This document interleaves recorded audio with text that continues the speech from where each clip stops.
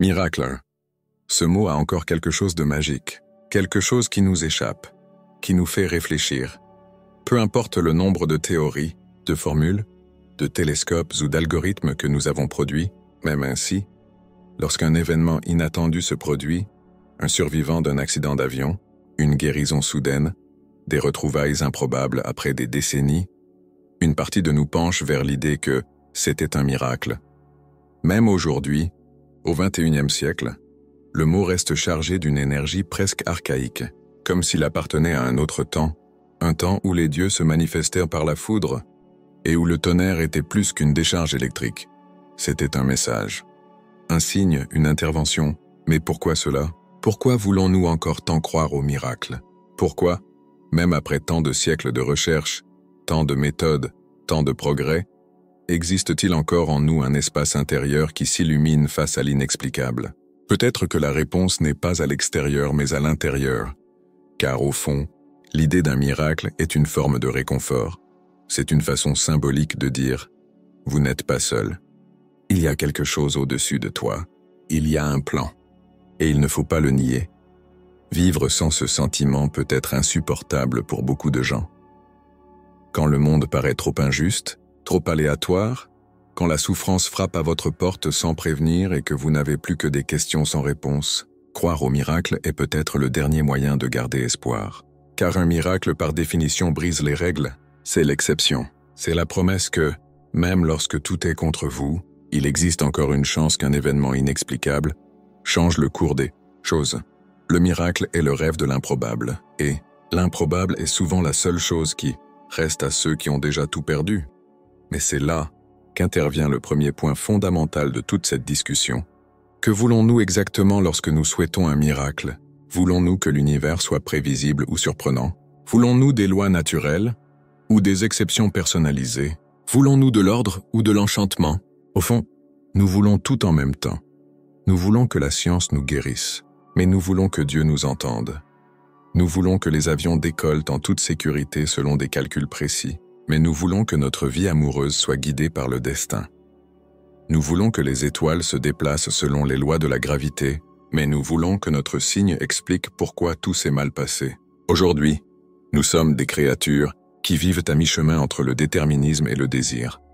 Entre la raison et le désir de sens, et cette tension n'est pas nouvelle. Depuis que les humains ont commencé à nommer les cieux, à dessiner des cartes, à observer les cycles, à rechercher des modèles dans les marées, les saisons, la croissance des plantes ou la luminosité des étoiles. Deux impulsions vont de pair, comprendre et vénérer, comprendre le monde, mais aussi s'en émerveiller. Et le miracle naît, précisément là où la compréhension fait défaut et où la vénération grandit. Ce n'est pas une coïncidence, si tant de cultures anciennes avaient des dieux pour les phénomènes naturels. Le tonnerre était Thor, le soleil était Ra les moissons, Déméter la mer, Poséidon. L'ignorance était remplie de récits, avec des volontés divines, avec des histoires qui ont donné un visage à l'inconnaissable. Et si nous regardons honnêtement, nous verrons que cela se produit encore. Ce qui a changé, c'est le vocabulaire, pas le mécanisme. Aujourd'hui, on ne dit plus qu'un miracle a été accompli par Zeus ou Yahvé, mais nous l'appelons toujours l'affaire de Dieu. Ou alors nous disons simplement « il n'y a pas d'explication ». Mais c'est précisément là que le problème commence. Et c'est là que Spinoza intervient comme une rupture radicale. Car, pour lui, le miracle n'est pas un événement extraordinaire. C'est une perception erronée. Non pas parce que l'événement lui-même n'a pas eu lieu, mais parce que la façon dont nous l'interprétons en dit plus sur nous que sur la réalité. La croyance au miracle, pour Spinoza, naît d'un désir. Le désir que le monde soit façonné à l'image de notre espérance. Mais ce désir, aussi compréhensible soit-il, nous éloigne de la véritable liberté. Car la liberté, pour Spinoza, ne consiste pas à attendre que le monde change à cause de nous, mais à comprendre pourquoi il est comme il est, et à y trouver une puissance de vie. Mais avant d'approfondir ces idées, nous devons reconnaître une vérité inconfortable. La croyance au miracle est une forme de déni. C'est une façon de dire « les règles ne s'appliquent pas à moi, je suis une exception ». Et c'est pour ça qu'elle est si séduisante, parce que tout le monde, à un moment donné, veut être une exception. Nous voulons échapper à la mort, à la douleur, à la perte, au hasard, aux limites. Et le miracle, c'est le fantasme que cela est possible. C'est le déni poétique de la finitude. La critique des miracles par Spinoza est donc bien plus qu'une question théorique ou théologique. C'est une critique de la façon dont nous abordons la vie, la peur, l'ignorance et le désir de contrôle. Et c'est aussi pourquoi cette critique est si déconcertante. Car en rejetant les miracles, Spinoza ne rejette pas la beauté du monde. Il rejette une certaine forme de paresse spirituelle, celle qui préfère le mystère à la compréhension, l'exception à la règle, la passivité à l'investigation. Ce qu'il propose en fin de compte est une autre forme d'enchantement. Un enchantement qui naît non pas de ce que nous ne comprenons pas, mais précisément de ce que nous pouvons comprendre dans son ordre, sa nécessité et sa cohérence. Et c'est pour cela que nous devons parler de lui. Car alors que de nombreux philosophes de son temps admettaient encore que les miracles étaient possibles, même rares, Spinoza était le seul à dire, sans équivoque, « Les miracles n'existent pas ». De plus, croire en eux est une façon de s'éloigner du véritable pouvoir de la vie. Car là où il y a un miracle, il y a une suspension. Et là où il y a suspension, il y a dépendance. Et là où il y a dépendance, il y a peur. Et là où il y a de la peur, il y a de la servitude. La liberté commence donc par un choix. Considérer le monde non pas comme une série d'exceptions désirables, mais comme une réalité intelligible, qui se manifeste tout le temps, non pas par des caprices, mais par des causes. Et c'est précisément pourquoi, au milieu de la révolution scientifique, une période où le monde commençait à être considéré comme un grand mécanisme logique, la critique des miracles par Spinoza était non seulement audacieuse, mais transformatrice. Il ne voulait pas simplement éliminer une idée, il voulait libérer la pensée. Mais pour comprendre l'ampleur de cette rupture, il faut comprendre ce qui était en jeu dans la pensée scientifique de l'époque et comment les plus grands noms de la science tentaient encore de concilier les lois naturelles avec les événements surnaturels. C'est ce dont nous parlerons dans le prochain chapitre. Au XVIIe siècle, le monde connaît une transformation sans précédent. Un bouleversement lent mais profond des structures du savoir, de l'autorité et de la vision du monde qui avait dominé l'Europe pendant des siècles. Ce fut la naissance de ce qu'on a appelé la révolution scientifique, un processus moins explosif qu'une révolution politique, mais peut-être plus profond encore, car il transforma la façon dont les êtres humains se percevaient par rapport au cosmos. Pour la première fois, les cieux cessèrent d'être un domaine mystérieux, réservé à la seule religion, et commencèrent à être traités comme un objet mesurable, calculable et compréhensible. Ce qui était auparavant objet de foi devint désormais objet d'analyse. Les planètes, autrefois guidées par des anges ou des sphères cristallines, suivaient désormais des orbites prédictibles par des formules. Ce qui était auparavant la volonté divine était désormais expliqué par la gravité, l'inertie, la cause et l'effet. Ce fut une révolution silencieuse, mais qui a progressivement miné la structure symbolique du monde antique. À la place du chaos inexplicable, l'ordre des mouvements célestes est entré. À la place de l'autorité de la tradition, la méthode a pris le dessus. Au lieu des dogmes, l'expérience. Mais cette transition n'a été ni simple ni complète. Au contraire, elle s'est faite avec des concessions, des hésitations, des paradoxes.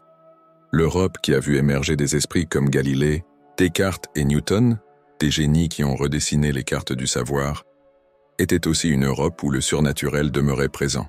Là où les sorcières étaient encore redoutées, les prières contre la peste étaient courantes, et les reliques sacrées attirèrent les foules.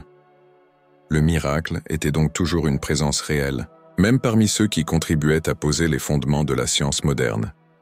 Et voici une clé importante pour comprendre à quel point Spinoza était radical, car, contrairement à ce qu'il peut paraître aujourd'hui, il n'était pas incohérent pour un scientifique de l'époque de croire au miracle.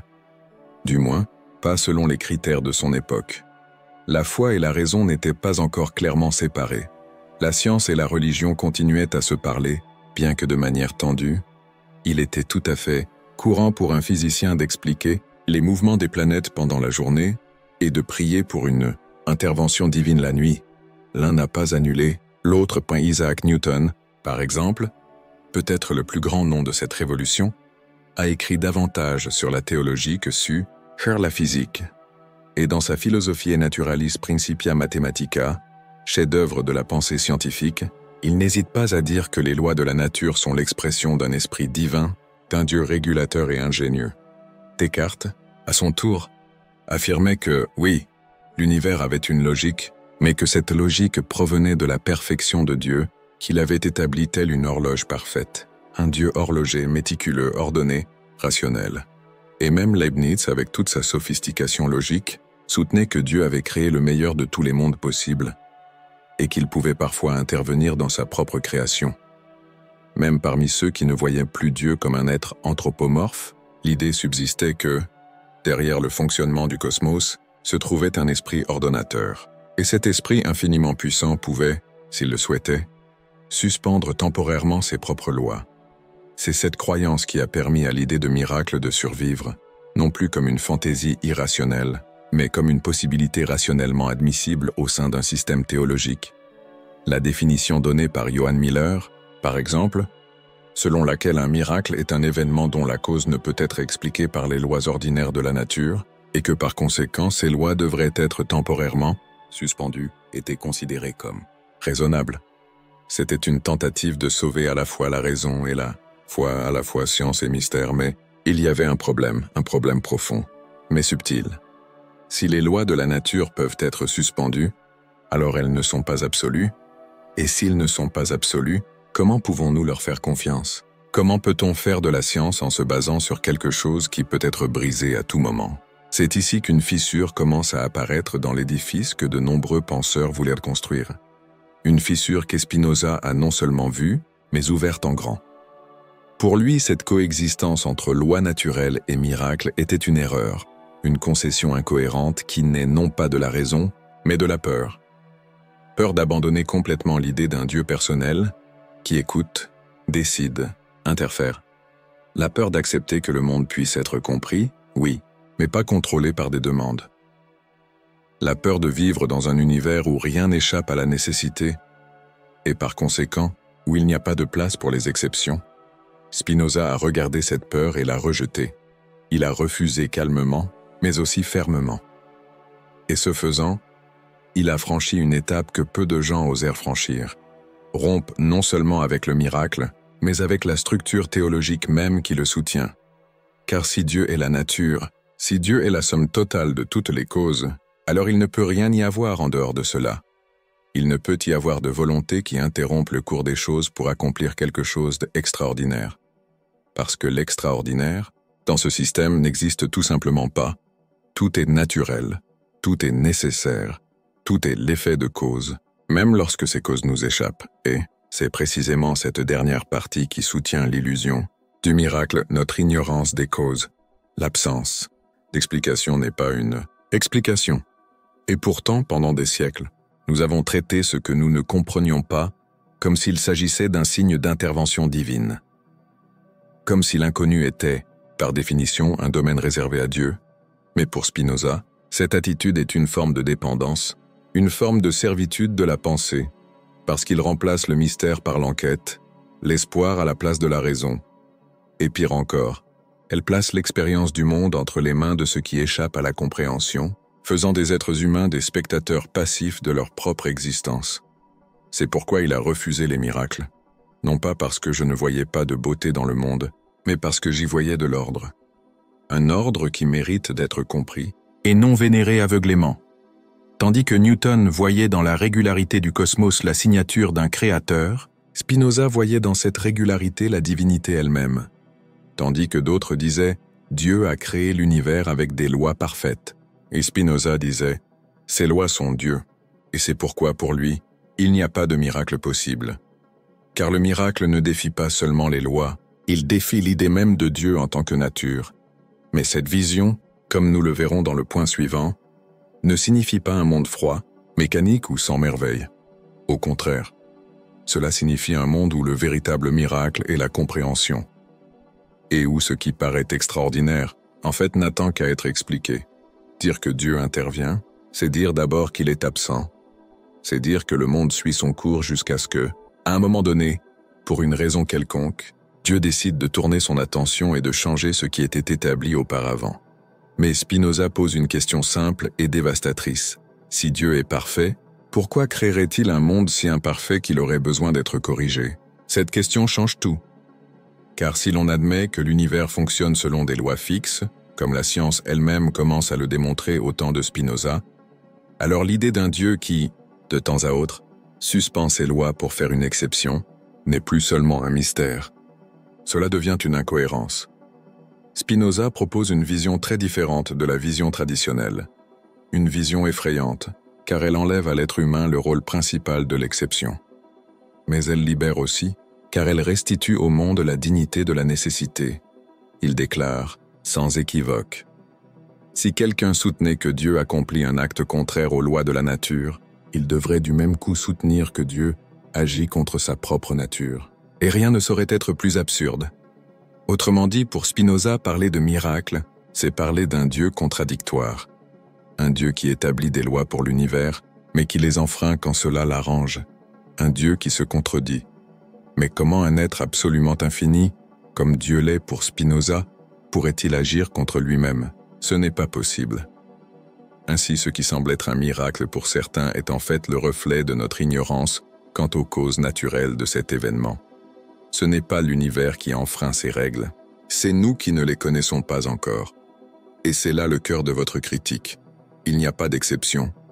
Non pas parce que le monde est sec, froid ou indifférent, mais parce que le monde est cohérent. L'idée d'une intervention divine présuppose que le monde évolue de lui-même jusqu'à ce qu'en cas de crise ou de privilège, il décide d'intervenir.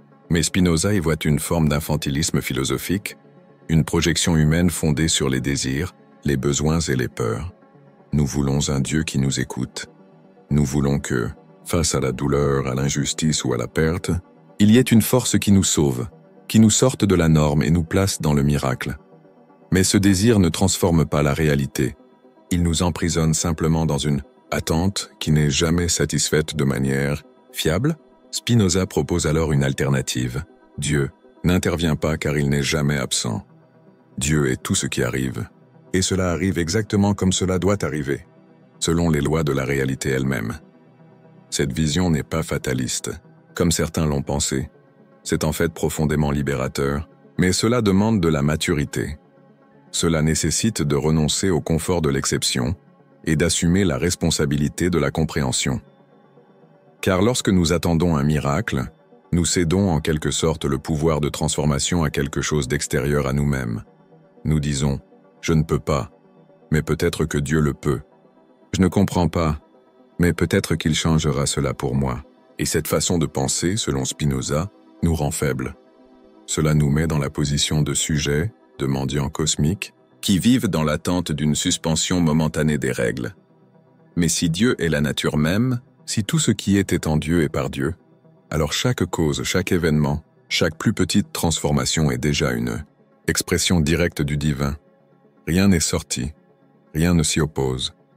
Rien n'a besoin d'être réparé, c'est le grand tournant. Alors que de nombreuses religions proposent une séparation entre le monde naturel et le monde divin, entre ce qui est de la terre et ce qui est du ciel. Spinoza dissout cette division. Pour lui, cette distinction ne sert qu'à entretenir la dépendance, la peur et la hiérarchie de la foi sur la raison. Il propose une autre logique. Dieu ne commande pas à la nature, Dieu est la nature.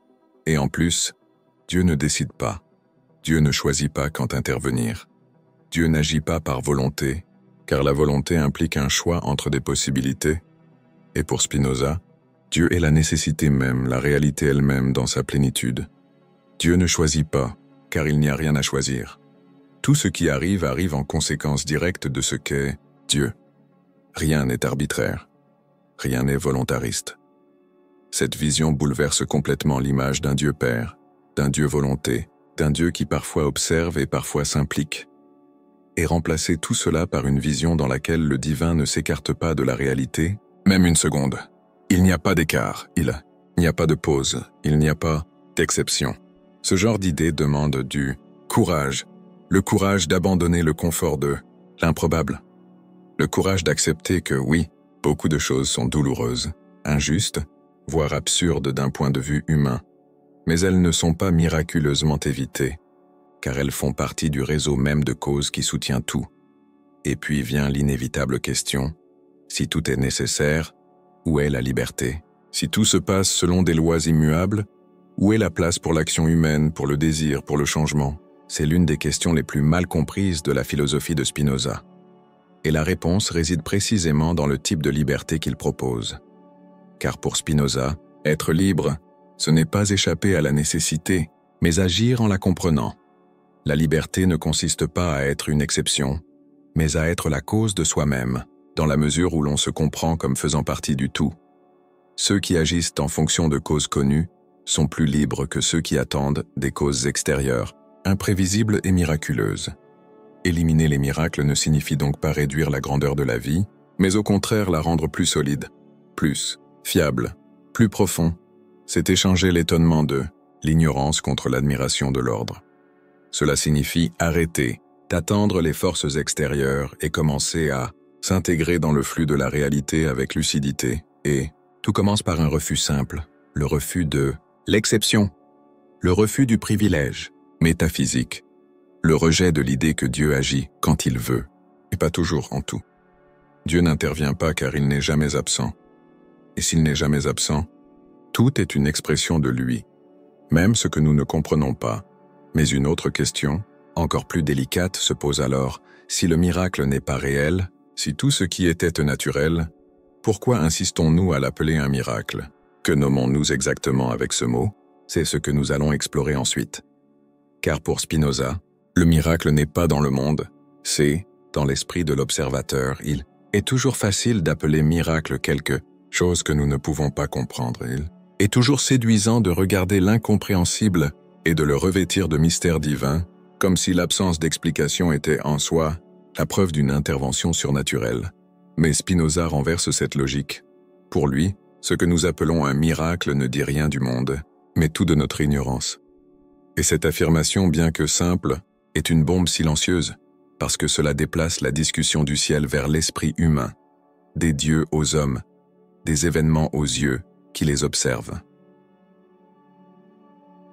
Le miracle, de ce point de vue, n'est pas un événement en soi, mais une relation entre un événement et une conscience qui n'en comprend pas les causes. Et Spinoza déclare « Le mot miracle ne peut être compris qu'en relation avec les croyances humaines. Il désigne simplement un événement dont nous, ou du moins le narrateur, ne pouvons expliquer la cause naturelle. Cette définition change la donne, car en disant que le miracle est relatif à l'ignorance de l'observateur, Spinoza détruit son objectivité. Le miracle cesse d'être une catégorie du monde et devient une catégorie de perception. Ce que l'un appelle un miracle, un autre peut l'appeler science. Ce qui étonne. Une personne peut être banale pour une autre. Ce que nous considérons comme impossible aujourd'hui peut être expliqué demain, dans un paragraphe d'un manuel de physique. Pensez à un arc-en-ciel. Aujourd'hui, pour nous, c'est simplement le résultat de la réfraction et de la réflexion de la lumière du soleil dans les gouttelettes d'eau en suspension dans l'air. Mais imaginez une tribu ancienne et isolée qui n'aurait jamais vu ce phénomène. Face à ce demi-cercle de lumière, flottant dans le ciel aux couleurs parfaites et disparaissant sans prévenir, comment ne pas y voir un signe divin? Et le problème n'est pas que cette tribu ait tort au sens émotionnel. L'étonnement est réel. L'émerveillement, légitime. Mais du point de vue des causes, il n'y a rien là qui suspende les lois de la nature. Bien au contraire, l'arc-en-ciel est leur expression en action. C'est pourquoi Spinoza insiste. Rien n'est un miracle en soi. Une chose n'est un miracle que si elle est inexplicable. Cette phrase porte le coup final à la conception traditionnelle du miracle, parce que cela montre que le miracle est une sorte de marqueur de l'ignorance. Une étiquette que nous attribuons à quelque chose que nous ne comprenons pas encore, mais qui a néanmoins une cause. Spinoza ne nie pas les événements extraordinaires, il nie qu'ils soient inexplicables. Et cette différence change tout, car, alors que la théologie traditionnelle posait le miracle comme preuve de la présence de Dieu, Spinoza le voit comme preuve de l'absence d'entendement. Là où la religion voyait la foi, il voyait le manque de connaissance. Là où la tradition voyait une exception, il voyait une faille dans l'enquête. Mais attention, cela ne signifie pas que Spinoza méprise le sentiment d'émerveillement. Au contraire, il déplace simplement cette merveille à la bonne place. Non pas dans le mystère de l'exception, mais dans la beauté de l'ordre. Admirer un arc-en-ciel parce qu'on en comprend la cause est, pour Spinoza, une forme de spiritualité bien plus élevée que de l'adorer, parce qu'on le trouve comme un signe mystérieux. Parce que lorsque vous comprenez les causes, vous vous rapprochez de la nature et ce faisant, vous vous rapprochez de Dieu. Non pas d'un Dieu qui agit sur un coup de tête, mais d'un Dieu qui est l'ordre même des choses, et c'est révolutionnaire, parce que cela change complètement le rôle de la foi. La foi cesse d'être un abandon à ce qui n'est pas compris et devient une confiance profonde dans l'intelligibilité du monde. La foi ici n'est pas soumission au mystère, mais engagement envers la raison. Il ne s'agit pas de l'espoir que quelque chose intervienne, mais de la conviction que tout a une cause. Et à ce stade, Spinoza touche une plaie encore ouverte dans l'histoire de la pensée occidentale, le rapport entre foi et ignorance. Bien des siècles avant lui, il y avait déjà des philosophes et des théologiens qui tentaient de séparer la foi de la superstition. Thomas d'Aquin, par exemple, est allé jusqu'à dire que certains événements sont appelés miracles uniquement parce que nous ne comprenons pas leur cause, et que le véritable miracle serait celui que personne, en aucune circonstance, ne pourrait expliquer par les lois naturelles. Mais voici la différence cruciale. Alors que Thomas d'Aquin admettait encore qu'il y avait des choses absolument inexplicables, Spinoza va plus loin. Pour lui, rien n'est, au fond, inexplicable. Tout a une cause, même si cette cause est, pour l'instant, inconnue, même si notre science n'y est pas encore parvenue, même si l'événement remet en cause tout ce que nous savons. Aujourd'hui, l'absence d'explication n'est pas le signe d'un miracle, c'est juste un signe de limite. Limite de notre esprit, de notre technique, de notre langage. Et c'est là qu'intervient l'humilité spinozienne. Une humilité qui ne s'agenouille pas, mais qui enquête, qui reconnaît. Je ne sais pas encore, mais je le découvrirai peut-être. Ce type de posture est rare, parce que cela nécessite que les êtres humains quittent le centre de l'univers. Elle exige que notre ignorance ne soit plus un motif d'orgueil, mais d'étude. Cela exige que notre désir de sens ne prenne pas le pas sur la réalité des causes. Et donc cette vision est à la fois dure et libératrice, parce qu'elle enlève aux êtres humains le privilège de l'exception, mais leur redonne le pouvoir de comprendre. Cela enlève le réconfort de l'intervention divine, mais cela offre la confiance que toutes choses peuvent être connues si nous sommes capables de regarder clairement. En disant que les miracles sont des mesures de l'ignorance, Spinoza ne se moque pas de la foi. Il lui offre une nouvelle voie, un chemin qui ne consiste pas à suspendre les règles, mais plutôt à les enquêter, qui ne cherche pas les signes extraordinaires, mais voit l'extraordinaire dans la régularité elle-même, et surtout, un chemin qui fait sortir la divinité du ciel et la place dans le monde. Non pas comme un être qui décide d'agir ou non, mais comme la réalité elle-même dans sa perfection silencieuse. Ainsi, chaque explication devient une forme d'éloge. Chaque découverte, une sorte de prière rationnelle. Chaque compréhension est un pas de plus vers une liberté qui ne dépend pas d'exception, mais qui est construite sur la nécessaire compréhension de ce qui est. Mais pour que cela ait pleinement du sens, nous devons aller encore plus loin. Parce que l'idée de miracle ne se limite pas aux événements, elle est aussi dans les textes, dans les symboles, dans les récits sacrés qui ont façonné l'état d'esprit des siècles. Et c'est pourquoi Spinoza ne s'est pas arrêté aux événements de la nature. Il a étendu sa critique à ce qui était peut-être le domaine le plus intouchable, la Bible elle-même. Peu de gens ont osé autant que Spinoza. Signer les miracles était déjà scandaleux à son époque. Nier l'autorité littérale de la Bible équivalait pratiquement à une condamnation à mort intellectuelle et souvent sociale. Mais Spinoza a fait les deux, méthodiquement, calmement, logiquement, mais aussi courageusement. Et il est important de comprendre ce qu'il a réellement fait. Car Spinoza n'a pas attaqué la Bible pour le plaisir de l'attaquer. Il n'était pas un nihiliste, ni un destructeur effréné des traditions. Ce qu'il a fait était quelque chose de plus subtil et de plus transformateur.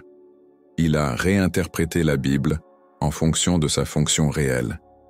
Et pour lui, la fonction de la Bible n'était pas d'enseigner la science, c'était pour enseigner la vertu, c'était pour inspirer la conduite, c'était pour attiser les passions.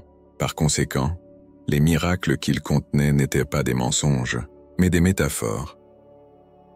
Récits symboliques. forme de pédagogie imaginative pour toucher les esprits qui n'étaient pas prêts pour la raison philosophique.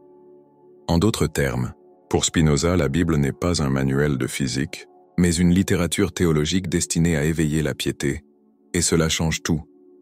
Car si vous vous attendez à ce que la Bible vous donne une description précise de l'univers, vous serez inévitablement déçu.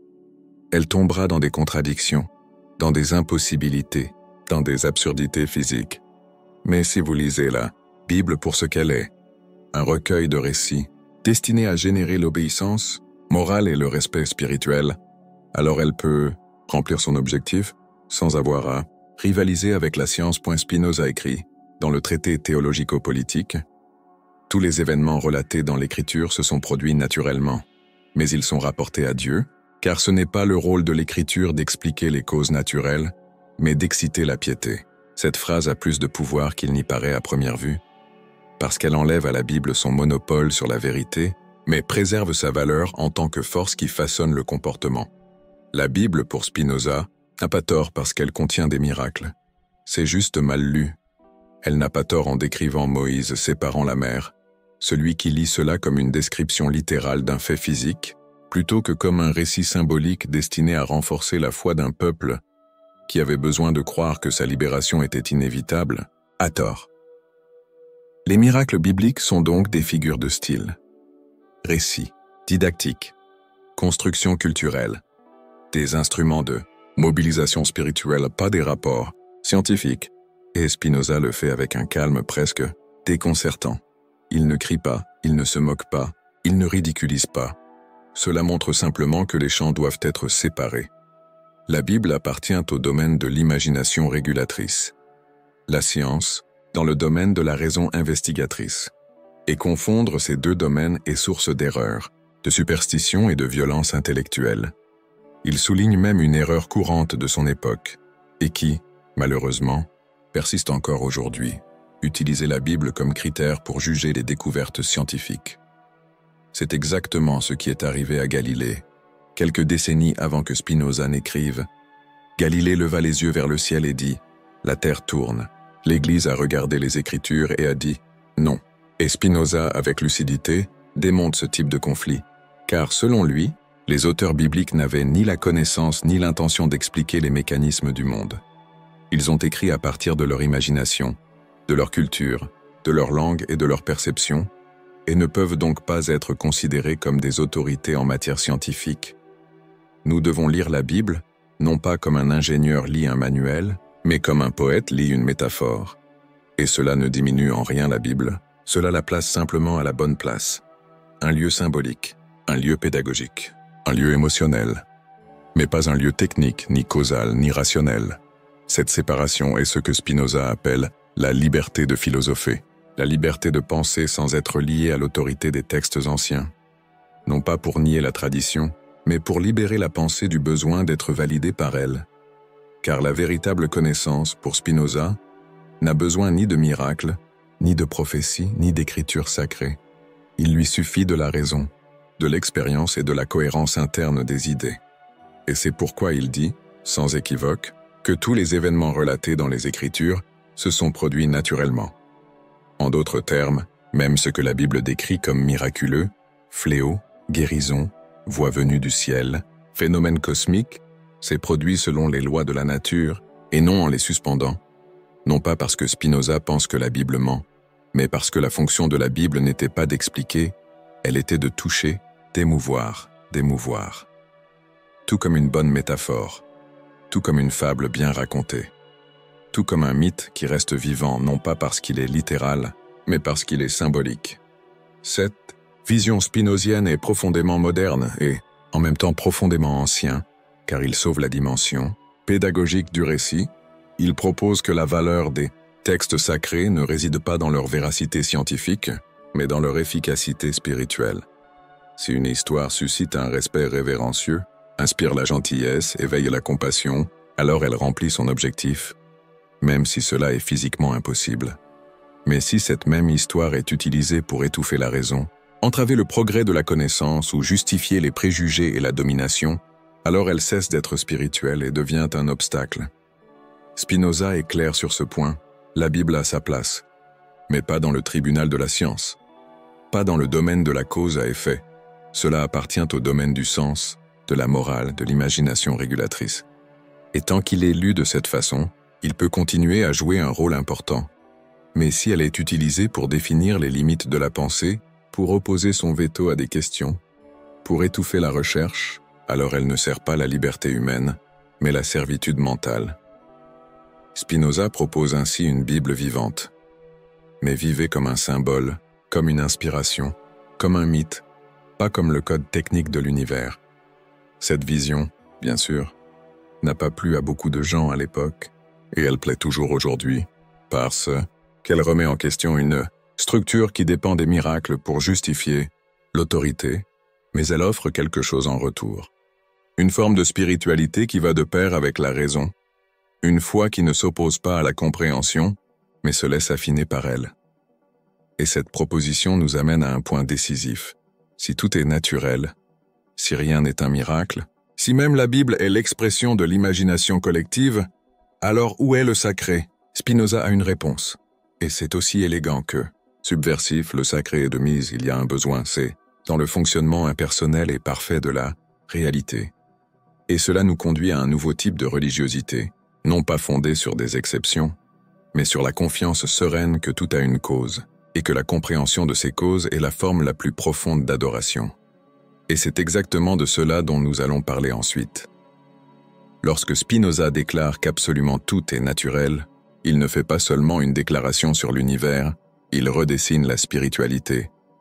Car dire que tout est naturel, c'est aussi dire que le surnaturel n'existe pas. Et ce n'est pas un déni froid, comme celui du sceptique qui se moque de la foi. Ce n'est pas un geste de mépris, mais de maturité philosophique. C'est la reconnaissance que, dans la mesure où nous comprenons l'ordre des choses, nous n'avons plus besoin d'exceptions, d'interventions, de forces cachées qui viennent corriger ou altérer ce qui est déjà en soi une expression de la totalité. Le surnaturel est une ressource de l'imagination face à l'ignorance. Mais quand la raison mûrit, elle se dissout, et Spinoza ne regrette pas cette dissolution. Au contraire, il le célèbre, car à la place du surnaturel naît quelque chose de plus solide, de plus fiable, de plus puissant, confiance en la raison. Et quelle est cette confiance? C'est la conviction que le monde est intelligible, que les choses ont des causes. Cette pensée, guidée avec clarté et méthode, est capable de comprendre les structures de la réalité, et ce faisant, de libérer les êtres humains de la servitude de la peur. Car la peur, pour Spinoza, est ce qui maintient vivante la croyance au miracle. C'est la peur de la mort, de la douleur, de la perte, du hasard. Et cette peur nous fait souhaiter qu'il existe une force au-delà du monde, qui pourrait nous protéger, nous récompenser, nous sauver. Nous désirons le surnaturel parce que nous avons peur d'affronter la nature telle qu'elle est, impersonnelle, indifférente, nécessaire. Mais cette impersonnalité, loin d'être cruelle, est précisément ce qui garantit la stabilité du monde. Spinoza nous invite à voir cela différemment. Si le monde ne se plie pas à nos désirs, ce n'est pas un défaut, c'est un don. Parce que cela signifie que ce n'est pas arbitraire, qu'il ne change pas selon les humeurs d'un personnage divin, qu'il est digne de confiance. Et c'est cette fiabilité qui ouvre la voie à la véritable liberté. Car lorsque vous comprenez que tout arrive par nécessité, et que cette nécessité n'est ni une punition ni une récompense, mais simplement une conséquence de cause, vous commencez à sortir de l'état de superstition. Vous cessez de chercher protection dans les rituels, les dogmes, les promesses, les signes, et commencez à chercher la clarté. Commencez à chercher la compréhension. Commencez à regarder la réalité, non pas avec des yeux de supplication, mais avec des yeux d'investigation. Et cela change tout. Car la vie cesse alors d'être un champ de bataille entre forces visibles et invisibles, entre volonté humaine et volonté divine, entre nature et miracle. Et cela devient un processus continu, ordonné et nécessaire, où chaque événement, aussi douloureux soit-il, peut être compris, pas comme punition, pas comme récompense, mais en conséquence de causes qui, si elles sont connues, peuvent être transformées. La confiance en la raison, c'est cela. Ce n'est pas du froid, ce n'est pas un déni de beauté, c'est le pari que le monde est intelligible, qu'il y a du sens, non pas parce que quelqu'un l'a mis là, mais parce que les relations entre les choses sont constantes, prévisibles, analysables. Et Spinoza va plus loin. Il propose que le véritable contentement humain ne consiste pas à échapper aux besoins, mais à agir en conséquence. En reconnaissant les causes qui nous affectent, et en devenant ensuite capable d'y répondre avec intelligence, et non avec soumission. Cette idée est puissante, parce qu'elle redonne à l'être humain le rôle prépondérant que la foi dans le surnaturel lui avait enlevé. Ceux qui croient au miracle vivent d'attente. Celui qui se confie en la raison vit par la compréhension. Ceux qui attendent le surnaturel restent paralysés face à ceux qu'ils ne comprennent pas. Celui qui enquête transforme l'ignorance en pouvoir, et cela nous oblige à changer même ce que nous entendons par spiritualité, car si le surnaturel est terminé, comme le soutient Spinoza, le sacré doit être cherché ailleurs, plus dans le miracle, dans la suspension des règles, dans le spectacle inexplicable, mais dans l'ordre invisible qui structure toute chose, dans l'intelligence que nous pouvons découvrir dans le fonctionnement du monde. Dans la paix qui vient du fait de vivre selon les besoins, et non contre eux, cette paix n'est pas une résignation, c'est la libération. C'est la paix de ceux qui savent qu'ils ne sont plus à la merci de désirs mystérieux. C'est la paix de ceux qui ne vivent plus dans l'attente de faveurs cosmiques. C'est la paix de quelqu'un qui a trouvé, dans la lucidité, un nouveau type de foi, une foi qui ne s'incline pas, mais qui comprend. Spinoza enseigne que tout ce qui nous paraît extraordinaire peut être compris, et quand c'est le cas, cela cesse d'être extraordinaire, mais devient encore plus admirable, parce que la compréhension ne détruit pas l'enchantement. Il l'approfondit, il le rend réel, et c'est là qu'une nouvelle forme de culte naît. Il ne s'agit plus de se concentrer sur une entité invisible intermédiaire, mais de se concentrer sur la réalité telle qu'elle est, avec ses causes, avec ses lois, avec son ordre silencieux. Ce culte n'est pas fait de rituels, mais d'observation. Il ne s'agit pas de prière, mais d'investigation. Il ne s'agit pas de supplication, mais d'action qui découle d'une compréhension claire de qui nous sommes et de ce qui nous affecte. En ce sens, Spinoza ne propose pas la fin de la foi, mais sa transformation la plus radicale. Une foi sans miracle, une foi sans le surnaturel, une foi sans promesse. Mais en retour, une foi plus ferme, une foi qui ne dépend pas d'exception pour exister, une foi qui naît de la connaissance de l'ordre et qui se transforme en liberté, et c'est peut-être la spiritualité la plus difficile de toutes, parce que cela exige que nous abandonnions le confort de l'exception. Et embrassons la beauté de la nécessité. Mais ce faisant, nous découvrons quelque chose de plus rare que n'importe quel miracle, la capacité de vivre pleinement dans la réalité. Et cette façon de vivre n'exclut pas le sacré, elle le redéfinit simplement. Car pour Spinoza, comprendre la nature, c'est en même temps comprendre Dieu. Et comprendre Dieu, ce n'est pas attendre qu'il agisse, c'est comprendre que tout ce qui agit, agit en lui. Ainsi, à la fin du surnaturel, suit la naissance d'une confiance plus profonde, la confiance que le monde, même sans exception, est plein de sens, et que bien vivre ne dépend pas de l'attente de miracles, mais de l'intégration lucide dans l'ordre qui a toujours été là, silencieux, constant, parfait. Mais si cela est vrai, alors une nouvelle question se pose. Comment alors louer ce Dieu qui n'intervient pas? Comment cultiver la spiritualité sans miracle? Comment vivre une vie spirituelle au sein du monde naturel? C'est ce que nous allons voir maintenant. Lorsque les miracles, le surnaturel et l'intervention divine disparaissent, beaucoup s'imaginent qu'il ne reste que le vide. Un univers froid, mécanique et impersonnel. Un monde où Dieu ne parle pas, n'écoute pas, n'agit pas, et semble donc absent. Mais c'est là la plus grande erreur de toutes. Car pour Spinoza, éliminer le miracle n'est pas supprimer Dieu, c'est pour le révéler encore plus clairement. C'est précisément lorsque l'illusion de l'exception tombe qu'il devient possible de voir ce qui a toujours été présent, silencieusement, en toute chose. La divinité ne réside pas dans la transgression des lois, mais dans les lois.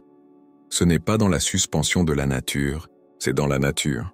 Et si tout agit selon la nécessité, si tout ce qui est un Dieu et par Dieu, alors comprendre ces relations n'est pas un acte froid d'analyse, c'est un acte de louange. Spinoza nous enseigne une forme de religiosité sans miracle, une spiritualité sans le surnaturel, un sacré sans mystère, et ce faisant, Il donne une nouvelle définition du culte. Comprendre, c'est louer.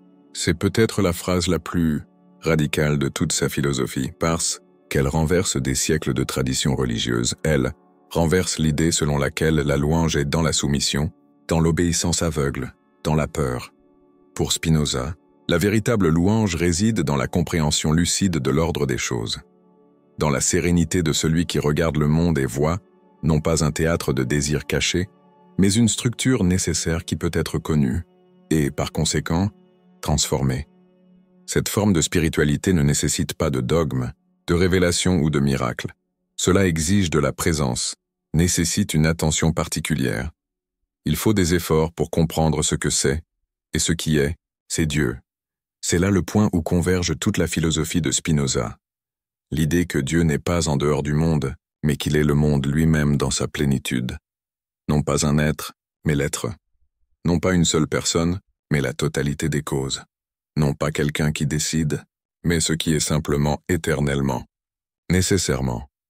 Et c'est précisément pour cette raison qu'une vie bien vécue n'est pas celle qui attend un signe d'en haut. C'est quelqu'un qui enquête sur les profondeurs de la réalité, sachant que, ce faisant, il se rapproche du divin. Comprendre comment fonctionne le corps est louable. Il est louable de comprendre comment l'esprit est affecté par les passions. Comprendre comment les étoiles se déplacent, comment la pluie tombe, comment le temps passe.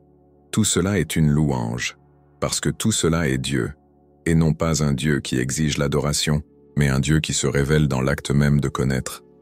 Un Dieu qui n'est ni caché, ni silencieux, il agit à tout moment en toute chose, parce qu'il est toute chose.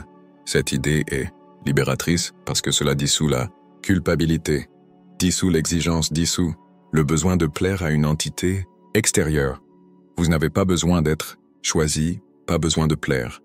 Vous n'avez pas besoin d'attendre une intervention, il faut juste que tu comprennes et vivez à partir de cette compréhension avec plus de liberté, plus de puissance, plus de joie. Et alors, ce que nous appelions autrefois un miracle, l'inattendu, l'incompréhensible, l'improbable, cesse d'être une demande et devient une découverte. La fleur qui s'ouvre, la rencontre improbable, la guérison qui arrive, tout cela reste merveilleux. Mais maintenant, ce n'est plus un mystère, c'est la réalité. Et cela, loin de diminuer le charme, l'intensifie. Car il est bien plus admirable de voir que le monde agit de manière cohérente, même sans vouloir nous plaire, que d'imaginer que tout dépend de désirs cachés. Il est plus beau de voir que la nature est digne de confiance que de croire qu'elle est capricieuse. Il est plus profond d'accepter que Dieu est dans les lois que dans leur suspension. Et cette acceptation change des vies, parce que lorsque vous commencez à voir tout comme naturel, vous commencez également à vous voir comme faisant partie de cette totalité. Et cela met fin à la séparation. Cela élimine l'idée que Dieu est là et que vous êtes. Ici, elle met fin à l'idée qu'il existe le sacré et le profane, le spirituel et le matériel. Tout est sacré, parce que tout est l'expression d'une même réalité infinie. Et qu'est-ce que cela signifie concrètement? Cela signifie que tout acte de compréhension est, en même temps, un acte d'élévation. Que chaque fois que vous comprenez pourquoi vous ressentez ce que vous ressentez, pourquoi vous désirez ce que vous désirez, pourquoi vous agissez comme vous le faites, vous vous rapprochez de ce qu'il y a de plus divin en vous, la raison. La raison, pour Spinoza, est l'étincelle de Dieu dans l'être humain. Non pas parce que cela nous rend supérieurs, mais parce que cela nous rend capables de comprendre la nécessité, et par là même, de vivre avec plus de liberté. La raison ne s'oppose pas à la spiritualité. Elle est la spiritualité, mais pas la spiritualité de la prière, du rituel, de la promesse, mais plutôt la spiritualité de la compréhension, de la lucidité, de la présence. Et quand cela arrive, la vie change. Vous arrêtez d'attendre des miracles et commencez à voir des miracles dans tout. Mais le miracle n'est pas considéré comme une exception, mais comme une merveille dans l'ordre. La merveille d'un univers qui n'a pas besoin de briser ses propres lois pour être beau. La merveille d'un esprit qui peut cesser d'être esclave de la peur et commencer à vivre selon sa propre cause. C'est sacré, et c'est la nouvelle forme de religiosité que propose Spinoza. Une religiosité sans dogme, sans promesse, sans miracle, mais avec une foi profonde dans la raison, l'ordre et le pouvoir de la réalité. une foi qui pour beaucoup peut paraître aride. Mais pour ceux qui traversent la perte de la consolation, cela révèle un horizon encore plus grand, la possibilité de vivre lucidement dans un univers où tout a une cause, et donc, tout peut être compris. Et la compréhension est le début de la libération. Et se libérer est le véritable miracle. Mais ce miracle, contrairement aux autres, ne vient pas de l'extérieur. Cela ne dépend de personne. Cela ne nécessite pas de foi. Il faut juste du courage. Le courage d'abandonner l'illusion. Le courage de vivre sans exception. Le courage de penser, clairement. Et ce courage, comme nous le verrons dans les prochaines étapes de ce voyage, est ce qui transforme la philosophie en éthique. Et l'éthique en un mode de vie. Parce qu'en fin de compte, la plus grande intervention divine qui puisse se produire, c'est que vous deveniez qui vous pouvez vraiment être. Si ce contenu vous a provoqué, vous a fait réfléchir ou même vous a mis un peu mal à l'aise, n'oubliez pas de l'aimer. Cela montre qu'il existe des gens qui souhaitent réfléchir en profondeur, remettre en question leurs certitudes et vivre avec plus de lucidité. Et si vous n'êtes pas encore abonné à la chaîne, c'est le moment car ce n'est là qu'une des nombreuses conversations que nous avons eues et que nous aurons encore sur la philosophie de Spinoza. Il existe déjà plus de 130 vidéos explorant cette façon de penser qui n'offre pas un confort facile, mais procure une réelle liberté. Alors abonnez-vous, activez la cloche et plongez dans les autres vidéos de la chaîne. C'est une véritable bibliothèque philosophique qui vous attend ici. À bientôt.